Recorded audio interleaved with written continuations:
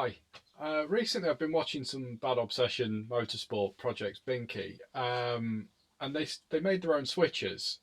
Mainly, one of them was the push button starter, and they're cool, particularly the switches they've made. But I wanted to try doing it myself because I've got a choke that I won't be using anymore, and a push button starter which I would like to use a lot more. But what if we join them up? I'll show you what I mean. I've bought this cheap push button starter, but as you can see, it just looks a bit boring. Works by just pushing it. I've spent a bit of time drawing it up because I want to see what I can do with it, but I just need to figure out what's inside. I'm just trying to grind down where the aluminium has been pressed onto the plastic, and haven't quite got it sorted, so I'll get a saw.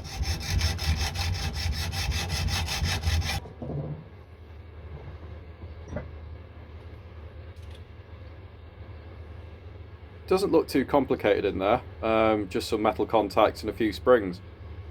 Should be able to draw all this lot up, and this is what it looks like. So having a look at it, we've got a large spring and a middle spring to make sure that the contacts are parallel, and you've got a stroke of about 2 mil. So as long as I keep all that stuff the same, I should be able to do something with it. From the choke assembly, these are the two bits that I really need to keep because I want to keep that look. So it's the push button and the chrome bezel. Hopefully I'll be able to use these as they are, but I need to do a bit of design work around it. This is my first version. I'm pretty happy with how it's looking so far. Everything dimensionally looks good. Should have the 2 mil stroke. One thing I'm unsure of though is whether there is enough material on the outer body. You see where the gold bit is, where the thread is?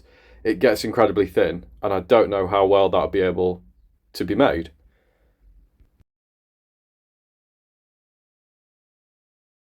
So I spent a bit more time learning from my mistakes, and the biggest change really is I'm going to have a bezel made that's got an M12 thread because I'll show you that in a second. But the other thing I've realised is I don't want to bond all this together, so I'm going to use grub screws to hold the base so it can all be taken apart. Open it up, the M12 thread gives you a much bigger, thicker wall, which is easier for machining.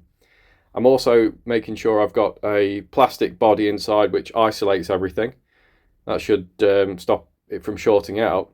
And the switch shaft itself also incorporates the spring. But all I need to do is get it made. So it's been a few weeks of waiting and hoping this is going to arrive, and it has, in really good time actually. And this is the choke button.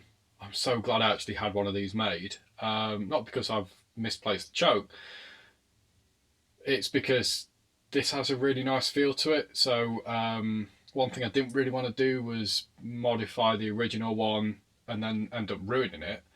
So I'm glad I've gone with this aluminium one, and the laser etching just looks awesome.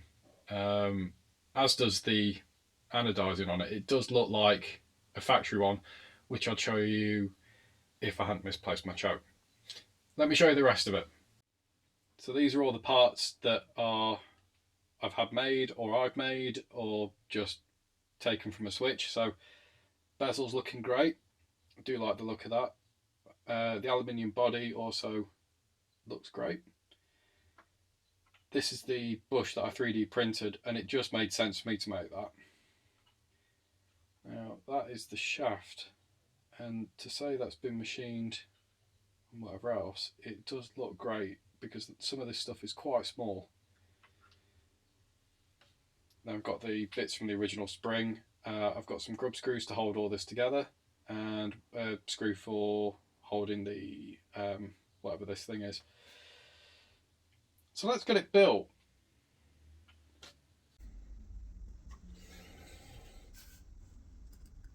I hadn't realised when I started this how fiddly some of the parts will be to put together. This bit particularly, because I've got a small spring that I then need to hold in with, I think it's an M2 screw. So the tweezers are helping, but I've had to be really careful with my fingers, which is not something I'm used to doing.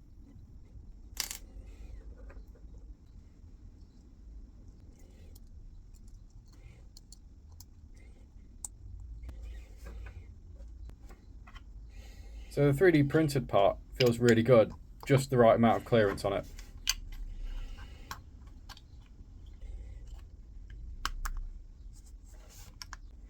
And again, the grub screws seem a lot bigger on the drawing, but my fingers are a bit fat for this. They're M3s, but they're just a bit of a pain. Once you get them going, they're fine, but Christ, can I do it first time? No.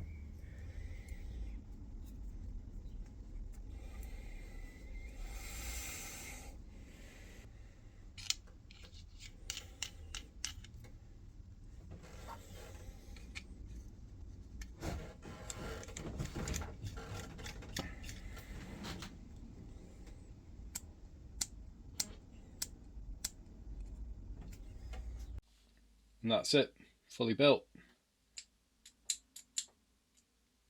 It's got a nice feel to it. But does it work? That's the big question. Do a test. So this is set to continuity. So if I touch these two together, first test. Okay, so I've got nothing through the body, which is nice. Now, put this one on here. Now if I push this, it should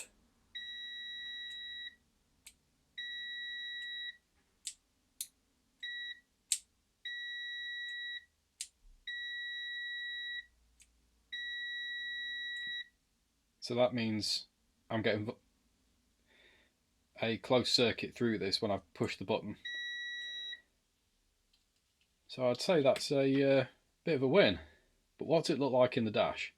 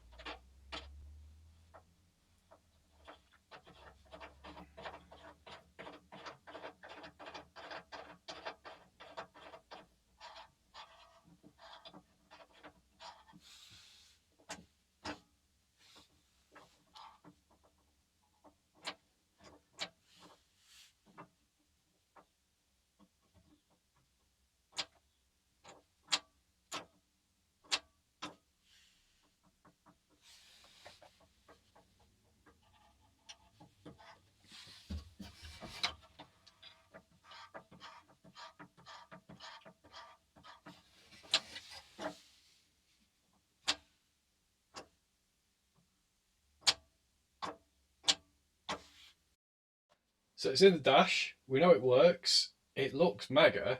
All I need to do is basically wire it up. And that's where the next episode's going to start, wiring. Because I started it last year, I didn't quite finish it.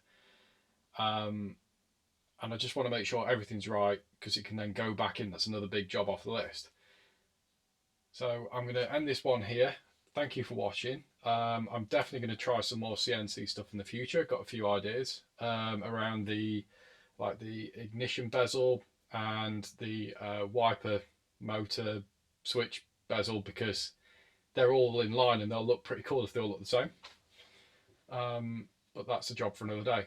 Anyway, I'm off. I'll see you later. Thanks for watching.